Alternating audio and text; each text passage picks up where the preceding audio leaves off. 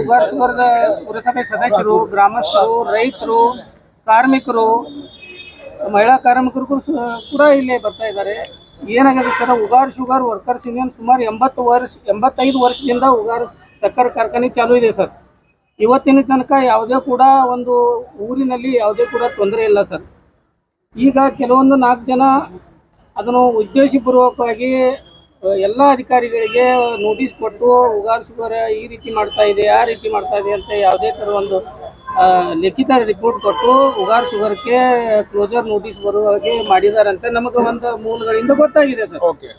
ಆದರೆ ಏನಾಗಿದ್ರೆ 5,500 ಕಾರ್ಮಿಕರು ಅಲ್ಲಿ ದಿನನಿತ್ಯ ದುಡಿತಾ ಇದ್ದಾರೆ. ಟ್ರಕ್ ಮಾಲೀಕರು, ಹಮಾಲರು, ಚಹಾ ಅಂಗಡಿಯವರು ಸರ, ಕಬ್ಬು ಕಂತ್ರಾಟದಾರರು, ರೊಟ್ಟಿದಾರರು, ಭಾಳ ಜನ ಸುಮಾರು 50,000 ಮೇಲ್ಪಟ್ಟ ದುಡಿಯ ಕಾರ್ಮಿಕರು ಅಲ್ಲಿ ಹೊಟ್ಟೆ ತುಂಬ. ದೇಶದಲ್ಲಿ ಏಷ್ಯಾ ಖಂಡದಲ್ಲಿ ಇಥೆನಾಲ್ ಕೂಡ ಮೊದಲೇ ಪ್ರಾಜೆಕ್ಟ್ ಇದೆ, ಮತ್ತೆ ಕೋಜೆನೇಷನ್ ಕೂಡ ಮೊದಲೇ ಪ್ರಾಜೆಕ್ಟ್ ಇದೆ ಸರ್. ಇಷ್ಟೆಲ್ಲ ಇರ್ತಾ ಕೂಡ ಮತ್ತು ಉಗಾರದಲ್ಲಿ ಸರ್ ಎಲ್ಲ ರೀತಿಯ ಅವರು ಸೌಕರ್ಯ ಕೊಟ್ಟಾರೆ ಸರ್. ಇವತ್ತಿನವರೆಗೆ ಕುಡಿಯುವ ನೀರಿನ ಸೌಲಭ್ಯ ಉಗಾರ್ ಶುಗರ್ದವರನ್ನೇ ಮಾಡ್ತಾ ಇದ್ದಾರೆ ಸರ್. ಫಿಲ್ಟರ್ ನೀರಿನ ಸೌಲಭ್ಯ ಸರ್ಕಾರ ಕಡೆ ಯಾವುದೇ ಕೂಡ ಅಪೇಕ್ಷೆ ಮಾಡದೇ ಅವರು ಸಮಾಜ ಸೇವೆಯನ್ನು ಕೂಡ ಮಾಡ್ತಾ ಇದ್ದಾರೆ ಸರ್. ಇಷ್ಟೆಲ್ಲ ಇರ್ತಾ ಬಗ್ಗೆನೂ ಕೂಡ ಅವ್ರ ಮೇಲೆ ಈ ರೀತಿ 4 ಜನ ಹಣಕಾಸಿನ ಅವರ ಮೂಲ ಹೆಚ್ಚಿಸುವ ಸಲುವಾಗಿ ಅವ್ರು ನಮಗೆ ತೊಂದರೆ ಕೊಡ್ತಾ ಇದ್ದಾರೆ ಸರ್.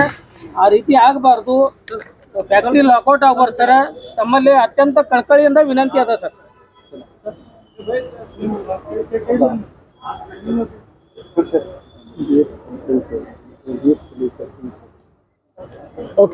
ಉಗಾರ್ ಸಕ್ಕರೆ ಪರವಾಗಿ ಸಲುವಾಗಿ ಬಂದಿದೆ. ಯಾಕಂದ್ರೆ ನಮ್ಮ 1 ವರ್ಷ ಹಿಡ್ಕೊಂಡ ಕೆಲವು 4-5 ಜನ ಕೂಡಿ ಉಗಾರ್ ಶುಗರ್ ಪೊಲ್ಯೂಷನ್ ಸಾಕಷ್ಟು ಆಗ್ತಾ ಇದೆ. ಒಂದು ಕೇಸ್ ರಿಜಿಸ್ಟರ್, ಸುಳ್ಳು ಕೇಸ್ ರಿಜಿಸ್ಟರ್ ಮಾಡಿ ಉಗಾರ್ ಶುಗರ್ ಆಫೀಸರ್ಗಳ ಮೇಲೆ ದಪ್ಪಾಣಿಕೆ ಮಾಡಿ ರಿಪೋರ್ಟ್ವನ್ನು ಕಲೆಕ್ಟ್ ಮಾಡಿ ಉಗಾರ್ ಶುಗರ್ ಪರ್ಮನೆಂಟ್ವಾಗಿ ಕ್ಲೋಸರ್ ಆಗಬೇಕಾದ್ರೆ ಸಾಕಷ್ಟು ಪ್ರಯತ್ನವನ್ನು ಮಾಡ್ತಾ ಇದ್ದರು.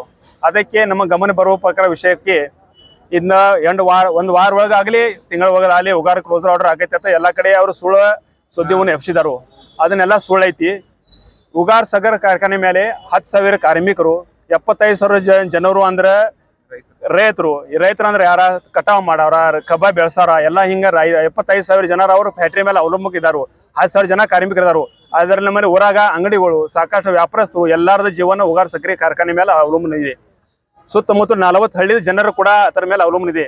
ಸಡನ್ ವಾಗಿ ಯಾರ ಸ್ವಂತ ಸಲುವಾಗಿ ಏನು ಫ್ಯಾಕ್ಟ್ರಿ ಮೇಲೆ ಆರೋಪಣೆ ಮಾಡಿ ಏನು ಕೆಟ್ಟ ಡಿಸಿಷನ್ ಆದ್ರೂ ಕೂಡ ನಾಳೆ ಬರುವ ಅನುವತ್ತಕ್ಕಾಗಿ ಎಲ್ಲರೂ ಜವಾಬ್ದಾರಿ ಆಗ್ಬೇಕಾಗ್ತೈತಿ. ಇದನ್ನ ಒಂದು ಕುಟುಂಬದ ವಿಷಯ ಅಲ್ಲ, 75,000 ಕುಟುಂಬದ ವಿಷಯ ಐತಿ.